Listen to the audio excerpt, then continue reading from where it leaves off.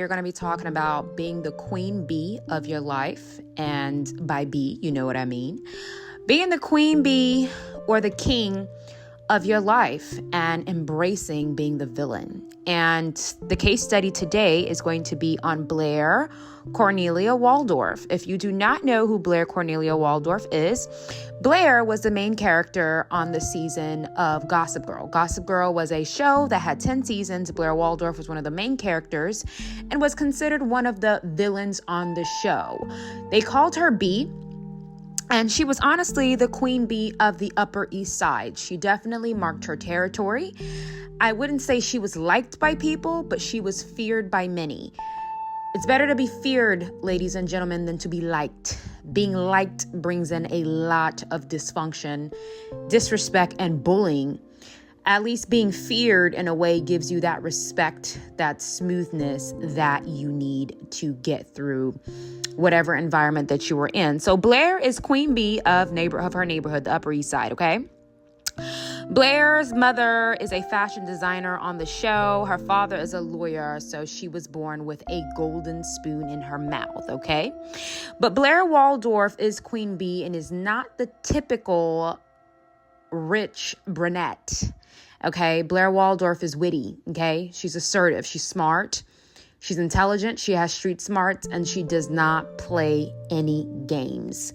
She cannot be outsmarted. She cannot be outworked. She cannot be trapped. She cannot be dismantled. She cannot be any of those things. And I honestly think that this is the kind of woman that embodies what I feel like women who are beautiful or intelligent or sophisticated or trying to get somewhere in life. This is the persona that both men and women have to embody. Now, gentlemen who are listening, just because I am using a woman as an example, a fictional character, does not mean that you cannot take some of these talking points and apply them to your own life, okay? It's the same concept. So, Blair Waldorf. So, let's talk a little bit about Blair's characteristics. Blair was very dominant, okay? And her dominance is what caused her to be the queen bee of her neighborhood, of her sphere, of her sector, okay?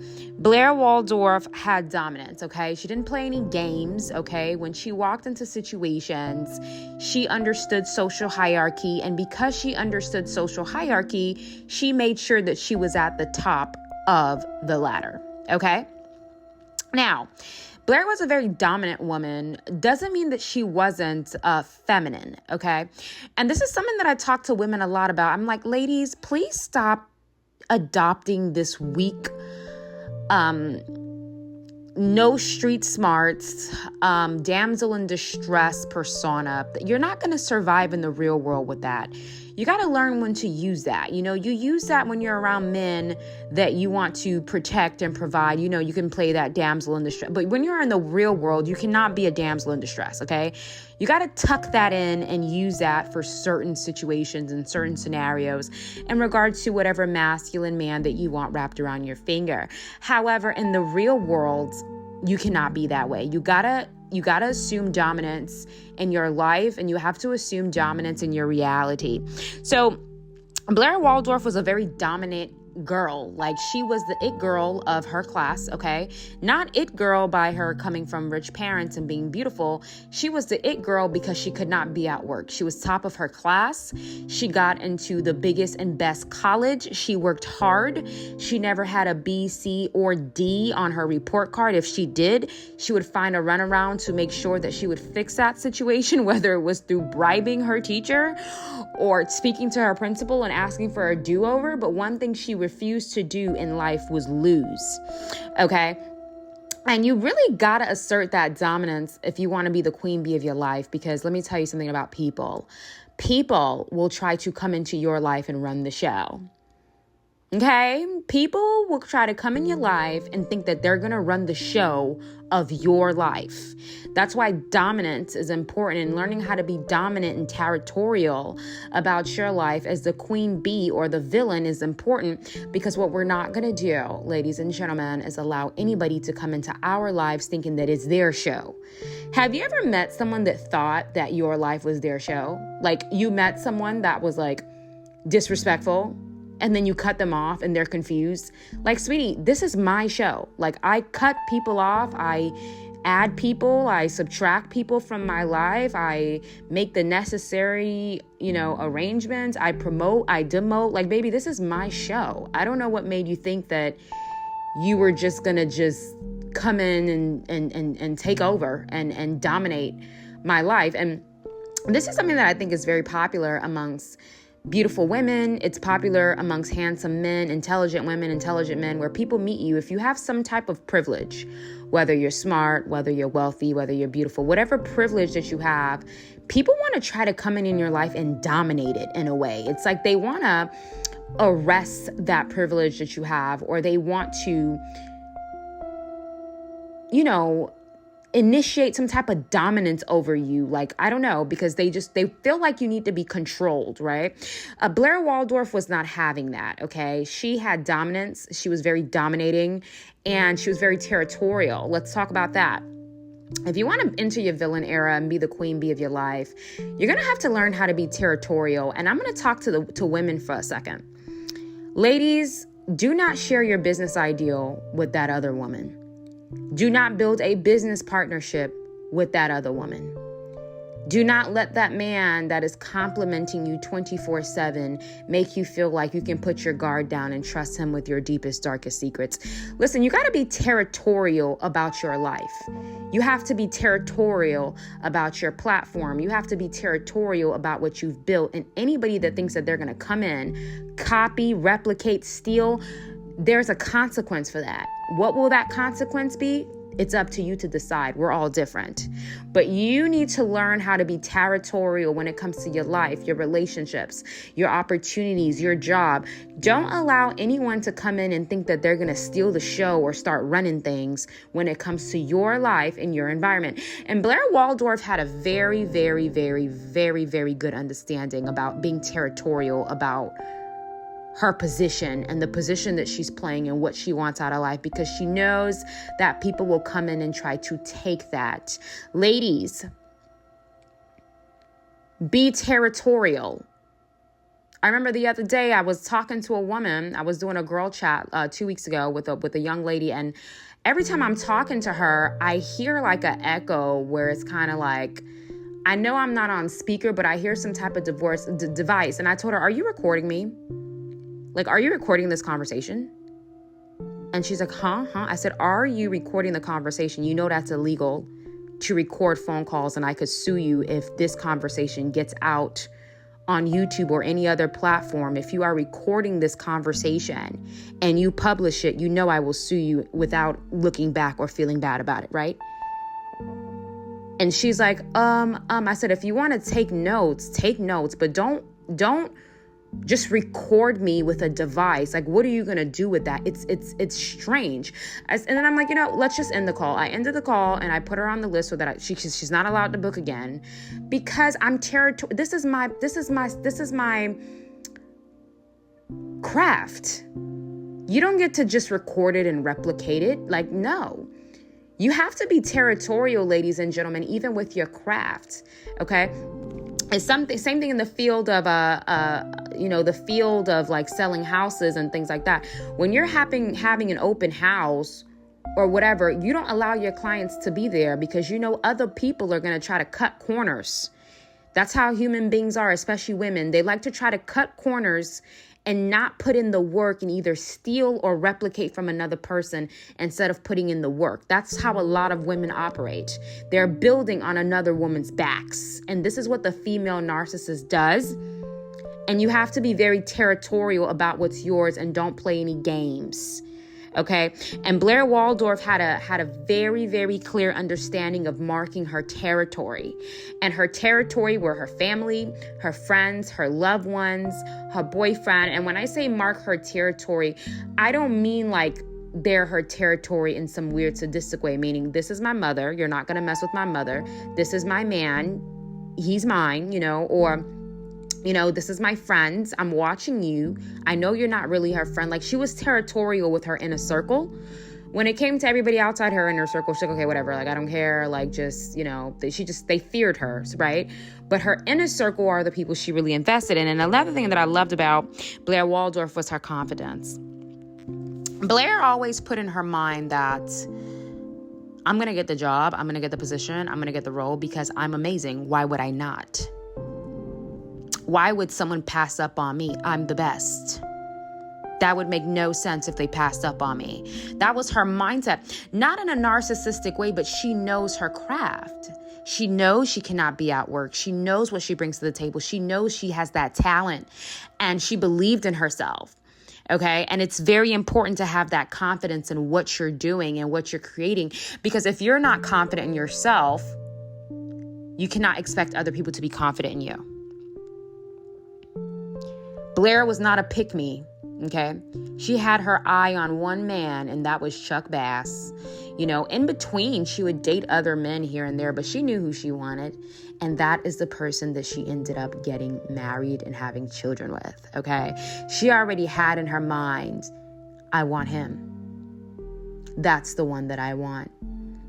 And she had the resilience to end up with her man. And another major thing about Blair Waldorf that you guys can also observe is Blair Waldorf was a visionary. And I don't think you guys understand that. Do you guys ever find yourselves daydreaming? Yeah, that's not a bad thing. People try to make it seem like it's a bad thing. If you find yourself daydreaming about your dream life or things that you want to happen, you can manifest that. In an alternate reality, in an alternate dimension, you already have those things. If you didn't, those thoughts wouldn't be coming to your mind. What I liked about Blair is she was a visionary. She was an imaginary. And the reason, she had a large imagination. And another thing about Blair Waldorf that I love, Blair is the only character that would have flashbacks. If you pay attention to the show, I don't think any other character other than Blair Cornelia Waldorf had flashbacks. And I clocked that. And I'm like, there's a reason why. When you are the queen bee and you're not afraid to be the villain and you want your life to play out in a particular way, you will always have a vision for your life. So you will be finding yourself daydreaming and imagining certain scenarios that you want to happen or certain scenarios that you don't want to happen so you can move strategically. Okay, Blair Waldorf was assertive and straightforward. Okay, if you're going to be the queen bee of your life and you're not afraid to be the villain, you cannot be afraid to be straightforward with people and move on because you're not worried about being liked. You're worried about being respected. You don't care about being liked. People are so fickle. They'll like you today and can't stand you tomorrow. So who cares about being liked? There's a certain level of respect and honor that you should be looking to gain from your peers, not necessarily being liked, because if someone respects you, they're not going to come at you sideways regardless of how they feel, because that respect is there. And how do you gain respect? You have to give people something to respect. A lot of you guys, you want people to respect you, but you don't respect yourself. You have no boundaries. You have a difficult time speaking up. You're not straightforward because you want to be liked. And you have a problem being assertive. Blair Waldorf did not have that problem. There was a scene where Blair was hanging out with her best friend, Serena, and Serena brought the new guy she was seeing and the new guy's friend. And Blair is noticing how Serena's date's friend is looking at him while him and Serena are talking. And Blair pulls her to the side in the bathroom and said, let me tell you something. I don't remember exactly what she said, but something along the lines of, listen, I'm not Serena. I know what you're doing, and I know that you like Dan. And I know that you're acting like you and Dan are just friends and you're not a threat to Serena and the relationship that they're building. But I want to let you know that I am watching you. And I'm not stupid. And unlike Serena, I'm not afraid to be the villain, or something along those lines. So most women would not be brave enough to tell another woman that. Most people would not be brave enough to just let someone know straight up, like, I don't trust you. You know, most people are afraid to be that way because they feel like they're going to come off as abrasive. If you're going to be the queen bee of your life and you are going to play that villain role to get your desired outcomes, you cannot be afraid to be assertive, and you cannot be afraid to tell people what you're feeling or the fact that you simply do not trust them. Okay? Because you want your life to play out in a particular way, and that's not going to happen if you're walking on eggshells and you're not speaking your mind. Blair also had street smarts, which I actually found extremely interesting because Blair comes from a multi-million-dollar family. So it was interesting to see that somebody who had a golden spoon in her mouth was yet still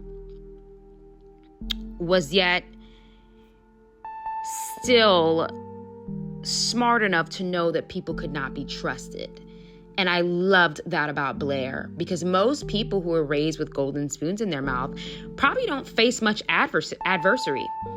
So they're like, yeah, everyone's nice, but not her. She was like, I know what you're doing. I don't trust you. And it's very interesting how her character is represented, because Blair had this like thick skin, this tough girl attitude, this queen bee attitude, but behind closed door, Blair Waldorf actually had many struggles, but you wouldn't know that because she didn't show her weakness, which comes to my next point. If you're going to be the queen bee of your life, you're going to have to learn how to not show your weaknesses to people, because they will turn around and use those weaknesses that you show them against you. They may cry with you at first and empathize with you at first and support you at first, but the minute something hits the fan, they're going to pull out that weakness that you have and use it against you. I'm not saying that you won't be weak if you're the queen bee of your life. You will have weaknesses, but other people are not going to know that because it's not their business. You have your immediate circle and your therapist that you will be sharing that. No one needs to be knowing about your deepest, darkest hurts and pains, ladies and gentlemen. That's ridiculous. You're giving the other person ammo. Now, I want to move on to the next part of this video where I talk about villains and nice guys, quotation. Now, in the next slide, you're going to see Blair and Chuck, which I consider the villains of the show. And then you're going to see next to them, Serena and Nate. Serena and Nate are the blondes. Blair and Chuck are the brunettes. I think they did that on purpose. They paired them up that way. The word villain has a bad rep. But as you become an adult in life and you grow and you mature, being a villain is how you're going to survive in the real world. The good guys like Serena and Nate, they were always falling into trouble that Blair and Chuck had to get them out of, because Serena and Nate had zero street smarts. Blair and Chuck had to constantly be saving those two, because Blair and Chuck had what? Brings me to my next point. Blair and Chuck had arrogance. Now, hear me out. Blair and Chuck understood that they were elite. They understood that they were attractive. They understood that they had money. They understood that they were living the life that their peers could only dream of living. And because they understood that, they moved with strategy, because they know I'm living the life that you want. So I have to be careful with you. However, Serena and Nate didn't think that way. Serena and Nate would always accuse Blair and Chuck, oh, you guys are arrogant. You guys are full of pride. You guys think you're better than everybody. They look down on them. But how come you and Serena are always ending up in trouble and Blair and Chuck do not end up in the negative circumstances that you end up in, and they always have to save you? Clearly, they're not that bad. If every single time you fall in a negative situation, you can call them and they get you out of it, clearly you should try to be a little bit more like them so you can stop falling into negative situations. Okay? Now, there was a situation where Nate, and this talks about, this is where we have to start talking about social currency. I always tell people there's nothing wrong with feeling like you're too good for a certain group or a certain environment or a certain place. There's nothing wrong with having that arrogance on your shoulder, because if you don't, you're going to end up letting people who are not where you're at into your environment, and they're going to pull you down and they're going to dismantle you. Okay? And Blair and Chuck understood that we're the ish. Like, we really are. Like, we got millionaire parents. Our life is set for us. We're good looking men, beautiful women. You know, we party, we have fun. We can travel wherever we want. We spend our summers in France. Like, they knew that they were living the dream and they loved it. They reveled in it. They didn't allow anybody to make them feel, they didn't allow anyone to make them feel guilty about it or gaslight them about it. They were very arrogant in it. The problem is Serena and Nate, I feel like Serena and Nate did not understand just how much people in the real world wanted to live their lives, wanted to be in their position. And because of that, they let their guard down and they would both continuously end up in negative situations. Let's talk about Nate and Chuck for a second. Chuck was a king, okay? He's the male queen bee, okay? Like, Chuck doesn't play no games. Chuck understands that people will steal you from you. They will rob you. They will set you up. Chuck is never going to be the prey. Okay, he was very witty. He was very smooth. He understood people. He watched them very closely. He was observing and he didn't trust anyone. Chuck would never share his vulnerabilities with anyone. Not even Blair. It took Blair a lot of resilience to get Chuck to trust her to the point where he would share even 5% of his vulnerabilities with her. Smart people don't trust. So Chuck and Nate are hanging out, and Nate's like, oh, you know, I'm going to go hang out with this guy. I forgot the character's name. Chuck is like, no, don't hang out with that guy. Nate's like, why? Chuck's like, no, he's not on our level. He's not, you know, an elite like us. He's not in the same environment as us. He was always getting into legal battles, legal troubles, and all this stuff. Like, no, like, he's not one of us. Like, don't hang out with him. He's not one of us. Like, they not like us vibes. Like, no, like, don't do it. Like, you know, you got me, I'm your friend. Like, you don't need to hang out with somebody like that. But Nate said, whatever, I'm going to hang out with him. I don't care about, like, I don't think the way that you think. I don't think that way. A lot of people don't understand how much being too humble and how much being too passive can ruin you at the end of the day. So Nate goes out and starts hanging out with this guy anyways. This guy's like, hey, I want to invite you to play poker. Let's go play poker. Me and you tonight, here's the address. Nate is excited. He goes. Nate comes from a multi-million-dollar family. His father's like a billionaire. And this guy is aware of that and invites Nate to play poker. As Nate is about to get up, all the guys playing poker get up and pull out a you-know-what on him and say, hey, we know your father has money. We want $50K right now. Something along those lines. Nate cannot call his father because his father's always out of the country making millions of dollars per week. Who does Nate call? The villain, Chuck. The villain always knows what to do because the villain understands human nature and does not expect anything good from people. You have to shock them by being decent.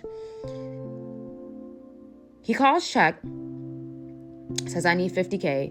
Chuck is like, where on earth am I going to find $50K to give you? I'm going to find $50K to give you. I told you not to hang out with that guy, yada, yada, yada. So Chuck, I guess, steals one of his father's watches and brings the watch to the poker game and exchanges it. And he gives the $50K watch and grabs Nate and they leave. And Chuck said, I told you to not hang out with him. I told you he's not like us. I told you he's not on our level. I told you he couldn't be trusted. And of course, Nate felt bad. But let's not forget that Nate was shaming Chuck and saying that Chuck was arrogant and all this stuff. The same thing Serena would do to Blair. And Blair would say, hey, at least I'm not going to be a prey like you. At least I don't get blackmailed like you. So as you get older in life, you realize that being the queen bee and the villain is really the way to go and the way to survive in this life and the way to survive in this dark world that we live in. This is part one, ladies and gentlemen. This is part one. You heard it here first.